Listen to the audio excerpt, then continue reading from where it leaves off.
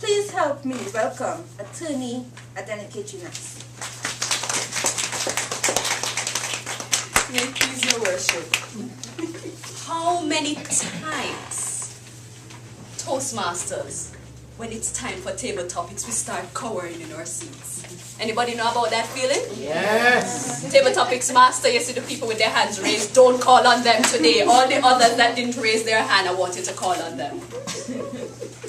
I know from my part, when the table topics master used to reach the podium, I would pray to God that he would strike her with partial blindness. So whenever she looked over my section, she would see an empty seat. I would plead, dear Valenti!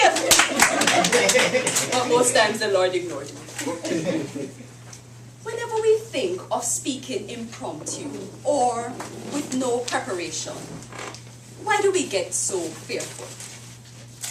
Any ideas? Because your brain goes blank. Because we're afraid of speaking off the cuff. Any other ideas why we Fear embarrassment. fear embarrassment? But when you think about it, it usually comes down to two things. We are afraid of speaking off the cuff, and we are afraid of speaking about something we know nothing about because we don't know what the topic will be. But when you really think about it, those two reasons are absolutely absurd. For example, the first reason we came up with, we don't want to speak because we don't know what we're going to be asked to speak about. Tell me, when was the last time you spoke to somebody that knew what they were speaking about? Very rarely. And if a Trini visits Timbuktu for the first time, never see the place before, never saw it on a map, and as soon as they come out of the plane, you ask their opinion on the crime situation or the economy, the Trini will give you a long discussion about what is wrong with that country. So, we like to speak about things we don't know about. I mean, for example, the only two people I can think about that speak about topics that they are knowledgeable are perhaps teachers and politicians. The teachers, they have to do their lesson plans and they come and they talk to you for 6 hours. And the politicians, they usually have the speech writers. So they usually come and speak, and sometimes we wish they would stick to the script, and when they go off script, we wish they would have never opened them out in the first place. So we have those prepared speakers. And then sometimes we have parents. Parents are good prepared speakers. For example, my parents, they had a prepared speech that they love to tell us. Do not do that. Don't do that. Don't do that, Pitney! But of course, after a while, it became repetitive and we would zone them out. So that didn't really count as communication. So the first reason is we are not prepared. That's why we are afraid to speak, because we don't know about the topic. So we dismiss that reason. The second reason is we are afraid to speak off the cuff. But when you think about it, how many times are you able to prepare a speech?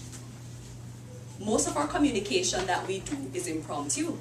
When we have to go to meetings, when we have to pick up a girl on the corner, when we have to explain to our girlfriend why this text message from this other woman on our phone, when you have to explain to the lecturers why we didn't do our assignment, we have to do impromptu speaking. So it is very important that we learn the basic skills so that we can assemble and organize our thoughts at a moment's notice and present them in a coherent and articulate manner. That's what we're going to talk about this evening. We're going to be talking about a few tips and tricks we can use when we're doing our impromptu speaking. And Toastmasters is the best place for you to practice this because everybody here wants you to succeed. Now, if you turn to the back of your agenda, you will see some tips for impromptu speaking, and we'll be going through some of them. The first thing we have to do when we're doing impromptu presentations is we're to be mentally prepared. Now, this seems a bit contradictory because the point of impromptu speaking is we don't know what we're going to talk about. But most times we have a general idea. If you're going for a job interview, you know they're going to ask you some hard questions. So whereas we don't know the specific questions, we can go and research questions and answers, your strengths and weaknesses, why you would be a good fit for the organization. So you can do general preparation. if you're going to attend a meeting, you know the topic, if you have been given an agenda of what is going to be discussed at the meeting, so you can do your preparation. Also, if you're going to social functions, like we just had Christmas, so you had a lot of cocktail parties, you might be asked to make conversation with persons. You can do preparation for that. You can listen to what is going on in the news, come up with a few jokes or stories so that when you have conversation with people, you won't just stare at them blankly. And also another good tip in being mentally prepared is that you can walk around with an impromptu book. An impromptu book is a book that we will use to write down anecdotes, stories, things that we think would be very interesting that we can throw into an impromptu presentation. For example, every time we come to Toastmasters, we know we have to brave table topics. So what we can do is we read in the newspaper, we see a nice little article, we'll jot down a few points.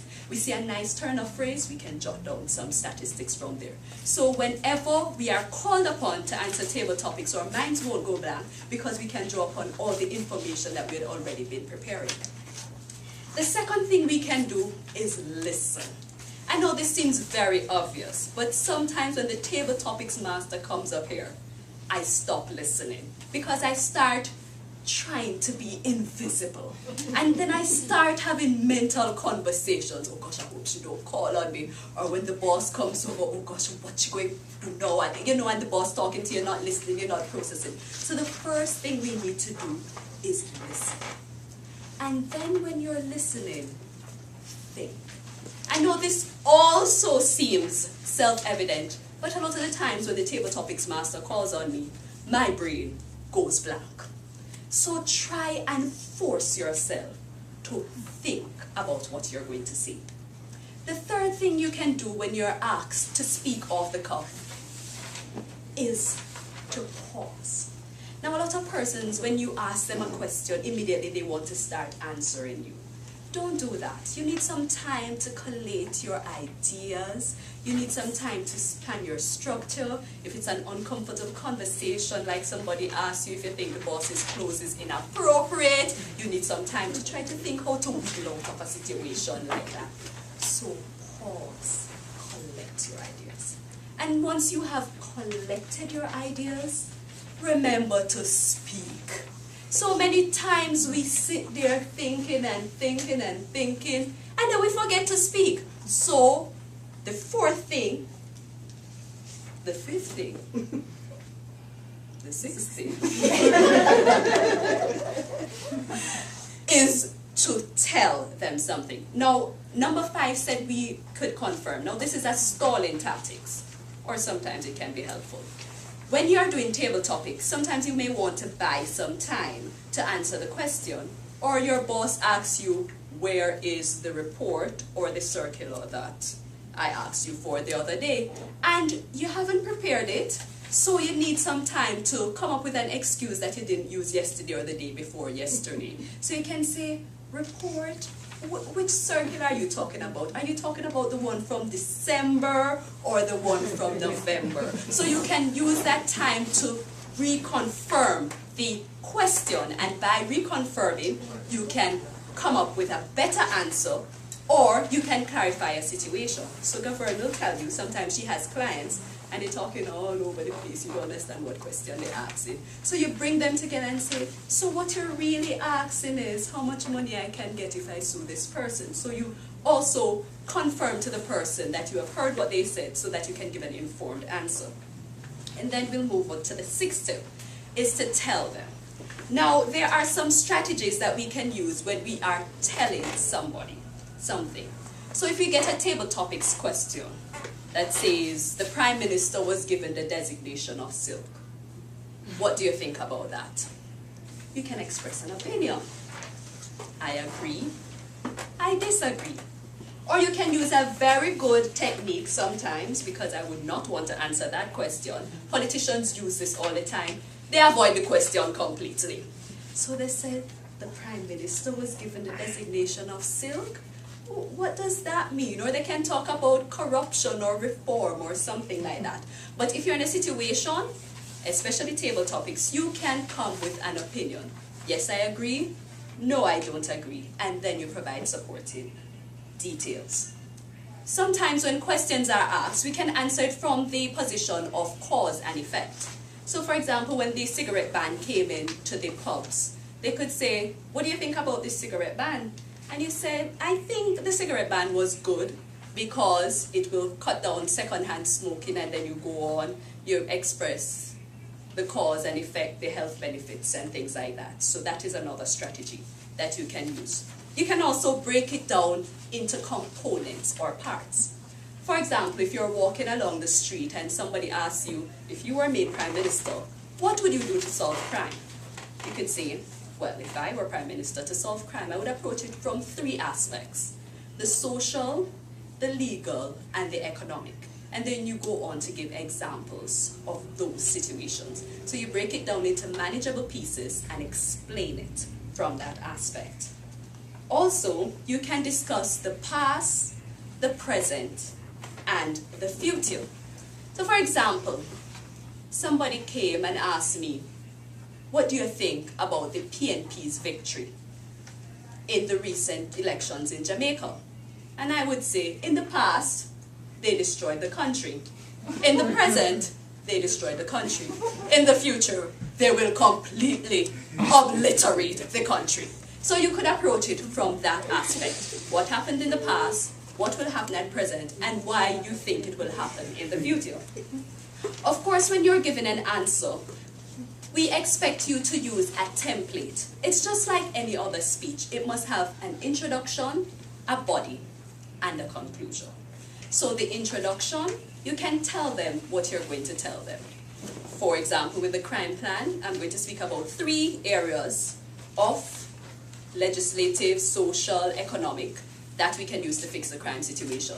Then you go on in your body to give them examples of each area, and then we will have a conclusion, and in the conclusion you will tell them, I spoke about legislative, social, and economic, and then give a summary. So you tell them what you're going to tell them, you tell them what you told them, and then you summarize, telling them all the points you spoke about. Then the 7th important tip of impromptu speaking is remember to end the conversation. So often I talk to people who go on and on and on and never wrap up the conversation. For example, I had this landlady. She would always come down. She was old, she had many cats. Come down and talk to me. I would try to take off my clothes to make her embarrassed so she would end the conversation. Nothing worked. Don't be like my landlady. Remember to end the conversation. You don't have that problem in table topics because you only have 2 minutes, so our bailiff will throw you out promptly if you go over the time limit. But if you're at an office function, you can ramble on and venture into areas that will of course become fodder for gossip, or people might just say you talk too much and don't want to associate with you. So remember to end the conversation. Some additional points we should remember when we're doing impromptu speaking. Don't panic. So often we go, I'm not equipped for this situation, and we just stop thinking, or we try to not go in situations where we'll be called upon to do any impromptu speaking. Don't panic.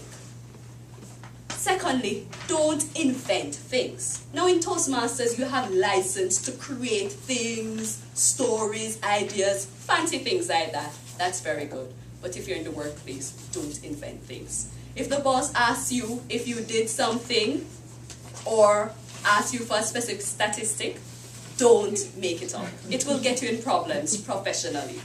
And, well, we don't want any Toastmasters. We might have to kick you out of the club for that unethical behavior. So don't invent things unless you're in a Toastmasters setting, in a tall tales competition. Don't apologize. I'm so scared, I'm so nervous. When you're in an impromptu situation, people know you're so scared and so nervous. They give you some allowances. So just do your presentation. Be confident. Be sincere. And most importantly, be brief. Speaking in impromptu situations is inevitable. Most of our conversations are done in an impromptu manner. This afternoon, I hope that the tips I have given you to be mentally prepared, to listen, pause, think, then speak using one of the strategies, then tell them what you're going to tell them, tell them what you told them, and summarize. We'll give you the tips and techniques that will enable you to rise to the challenge whenever somebody calls upon you to do an impromptu presentation. May it please your worship.